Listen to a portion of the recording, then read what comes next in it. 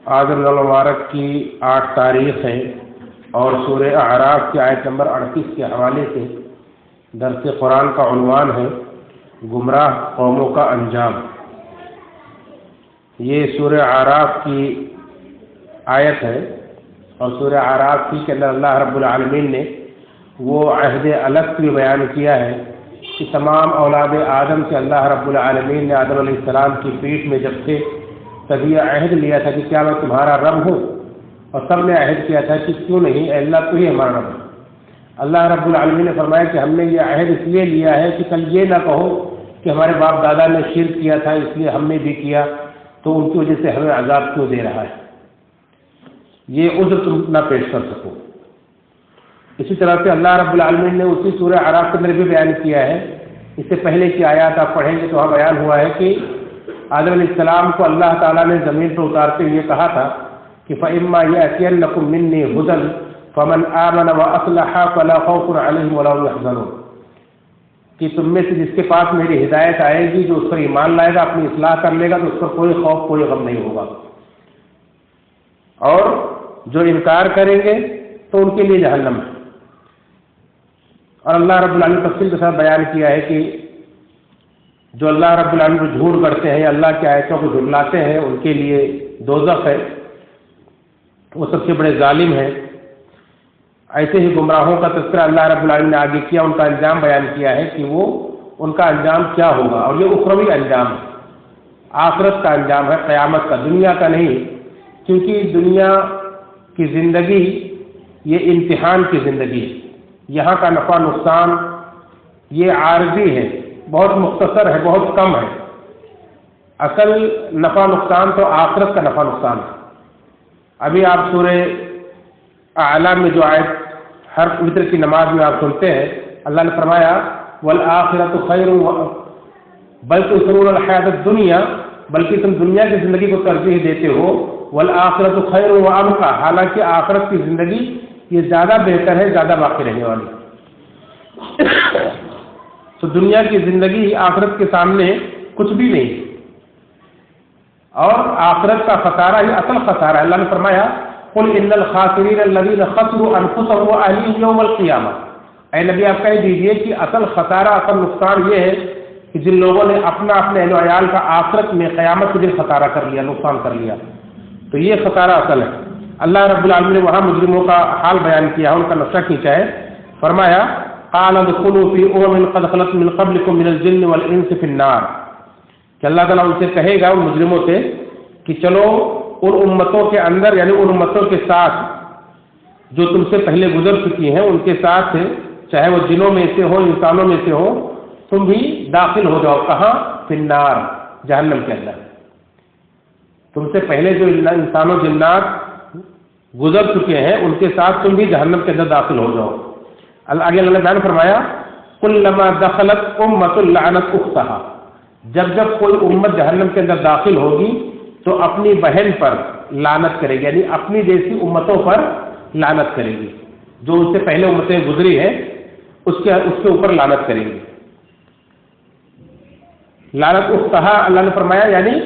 اپنی بہن، مطلب اپنے ہم اپنے جیسے مشرکوں پر لعنت کریں گے، یہودیوں پر لعنت کریں گے، نصارہ پر لعنت کریں گے، بت پرستوں پر لعنت کریں گے، اس طرح سے بدعتیوں پر لعنت کریں گے، جو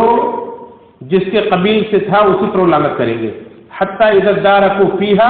جمیعا، جب یہاں تک کہ جب سب کے سب جہنم کے اندر جمع ہو جائیں گے،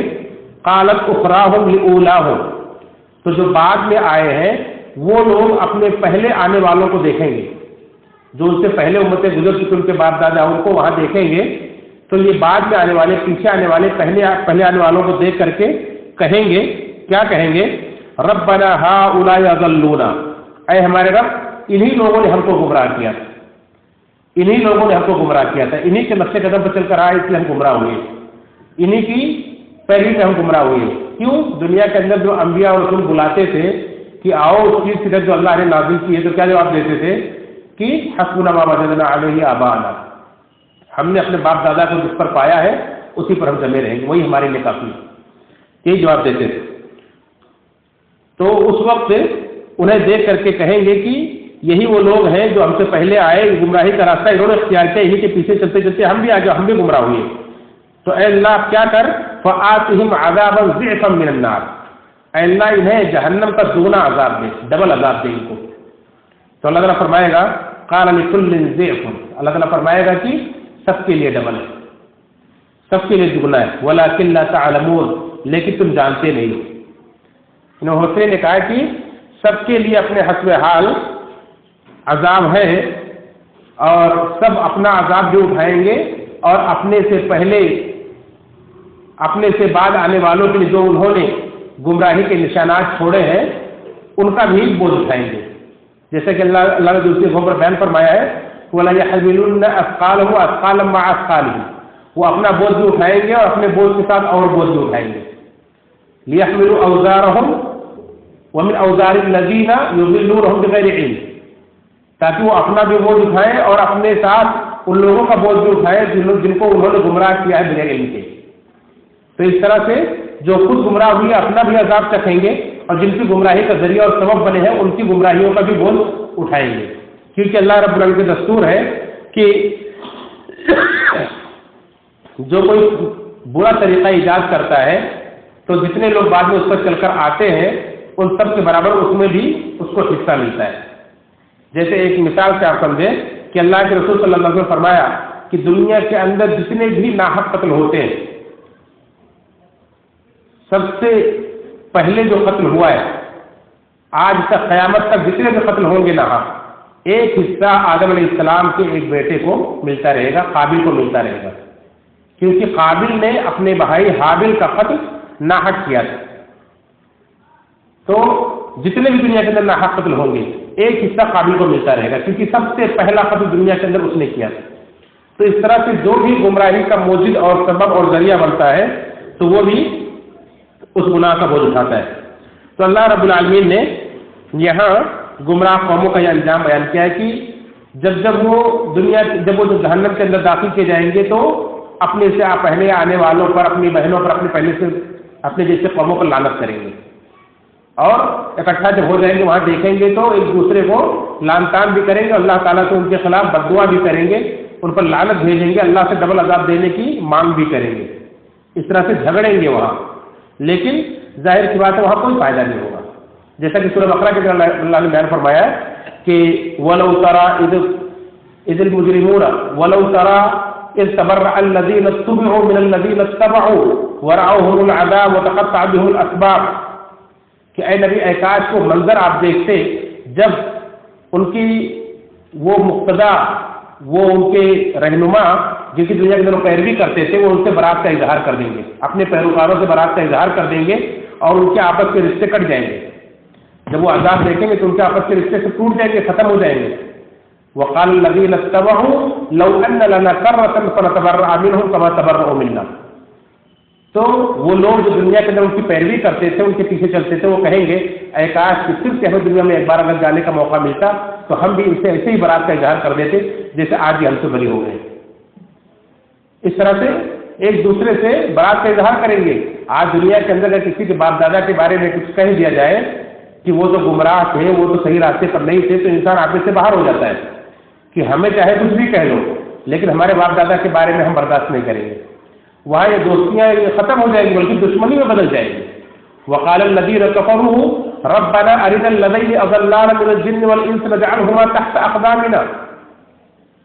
اس دن کافر کہیں گے کہ ہمارے رب ہمیں ان جنات و انسانوں کو دکھا دے جو دنیا کے اندر ہماری گمراہی کا سبب بنے. نجعلهما تحت اقدامنا، آج ہم انہیں اپنے پیروں سے رولیں گے. لیکون من الاسفلین، تاکہ وہ خوب رسوا اور خوب ذلیل ہو، انہیں ہم نیچا دکھائیں. اس طرح سے ان سے جن کو آسروں پر بٹھاتے ہیں اور جن کے نقش قدم پر چلنے کو فخر سمجھتے ہیں، انبیاء کے راستے کو ٹھکرا دیتے ہیں، ان کے بارے میں ان کے اندر یہ بغض ہوگا، یہ غصہ ہوگا اور ان کو وہ لعنت و ملامت کریں گے. قالوا انا اطعنا سادتنا وكبراءنا فاضلونا السبيل، کہیں گے اے ہمارے رب ہم نے اپنے بڑوں کی بات مانی، اپنے سرداروں کی بات مانی تو انہیں ہمیں راستے سے گمراہ کر دیا. اے اللہ آج ان کو ڈبل عذاب دے. ربنا آتهم عذابا ضعفین من العذاب والعنهم لعنا کبیرا، اے ہمارے رب آج انہیں ڈبل عذاب دے اور ان پر بہت بڑی لعنت کر. اس طرح سے اپنے غصے کا اظہار کریں گے، افسوس کریں گے، یوم یعض الظالم علی یدیہ، اپنے ہاتھوں کو چبائیں گے، وہ یقول یا لیتنی اتخذت مع الرسول سبیلا، اور کہیں گے کاش کہ میں نے دنیا کے اندر رسول کا راستہ اپنایا ہوگا۔ یہ سارے انجام ان کے ہوں گے کہ رسول کے راستے کو چھوڑنے کی وجہ سے، باپ دادا کے راستے پر چلنے کی وجہ سے، گمراہوں کا راستہ اختیار کرنے کی وجہ سے وہ اس دن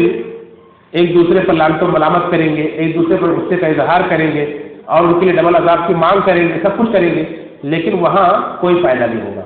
اللہ رب العالمین دنیا کے اندر اسی لیے سب کچھ بیان کر دیا ہے، واضح کر دیا ہے کہ کوئی عذر، کوئی ان کے لیے حجت باقی نہ رہ جائے،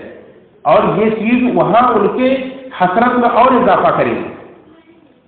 اللہ تعالیٰ نے فرمایا ہے کہ کذالک نوریہم اعمالہم حسرات علیہم، اس طرح سے ان کے اعمال ہم انہیں دکھائیں گے تاکہ وہ اور حسرت کریں، یہ حسرت کا باعث ہوں گے کہ سب کچھ ہمیں بتایا گیا تھا، رسول ہمیں سب کچھ کھول کھول کے دکھاتے تھے، رسول کے راستے کی طرف بلانے والے ہمیں سب کچھ بتاتے تھے، لیکن ان کی بات پر ہم کام نہیں دھرتے۔ یا ویلتا یا لیتنا اطعنا اللہ واطعنا الرسول، اے کاش کہ ہم اللہ کے رسول کی اطاعت کر لیے ہوتے، اس وقت صرف حسرت رہ جائے گی۔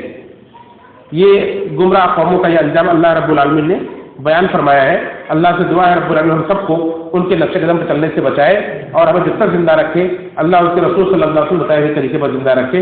آمین، تقبل یا رب العالمین۔